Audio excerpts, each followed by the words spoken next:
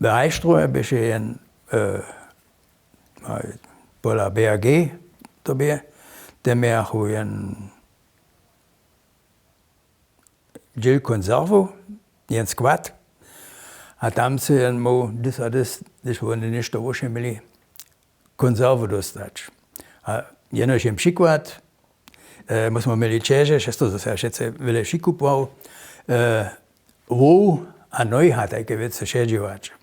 A to jsme činili zilcu, a do zilce můž také věci jaradere šedživač. A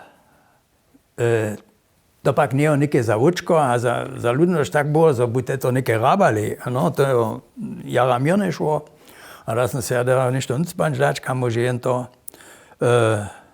ten zilcu tej kus jinak poskyčič. A jsem to ze skokami a z morchy učinil. To te očko kus jinajše upadá, no. A po něho to tej ten svod jen lepší byl. A potom jsme mu větší množstva zilce předávali. To pak je potom byl zase ten špak, dženik te koky a te morchy je uholvač. Když to jemu úzko bylo, potom jsme jeli na zimu do Holešova, do Gartnerne, tam jsme procentného koko kupili a procentného morchy. Domoj dovez a te žony jsou to dole 6 konc týdžena zakvašť.